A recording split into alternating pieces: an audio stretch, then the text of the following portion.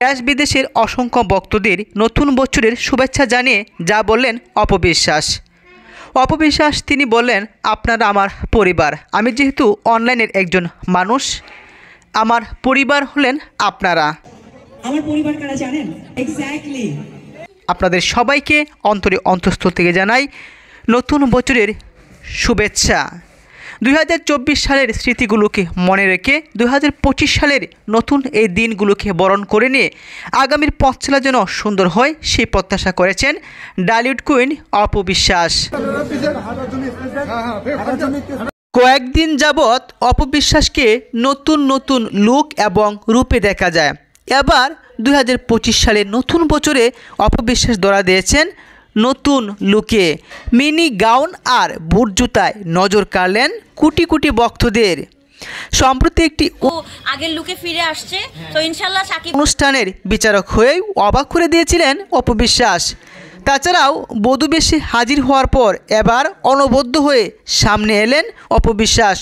আজ 1 জানুয়ারি, রোজ বুধবার, নতুন লুকে নেট দুনিয়ায় মুগ্ধতা চড়ালেন অপবিশ্বাস।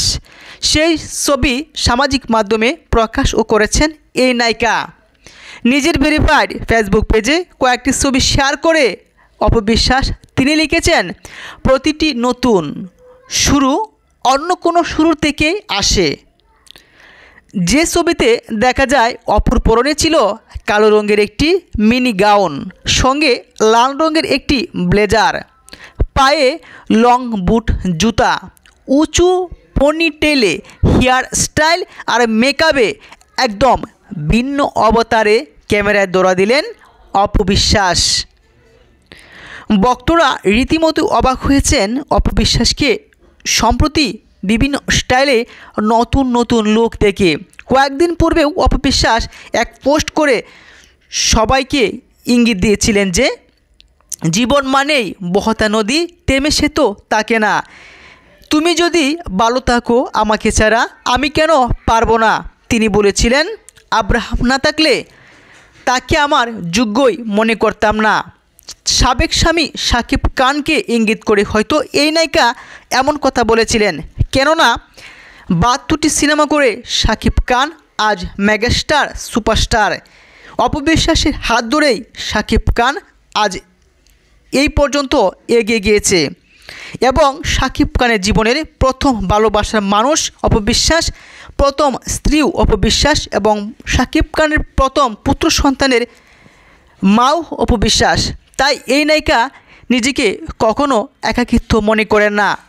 কোটি কোটি ভক্তদের ভালোবাসায় রীতিমতো তিনি মুগ্ধ।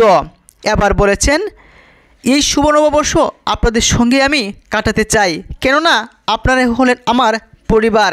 নতুন বছরকে ওয়েলকাম করব। জানা গেছে মঙ্গলবার শেষ রাতে বুধবারের প্রথম প্রহরেই অর্থাৎ 2025 সালের নববর্ষের শুরুতেই উচ্চ আওয়াজ করে এই নায়িকা গোটা বিশ্বকে জানিয়ে দিয়েছে যে আজ শুভ নববর্ষ। হ্যাপি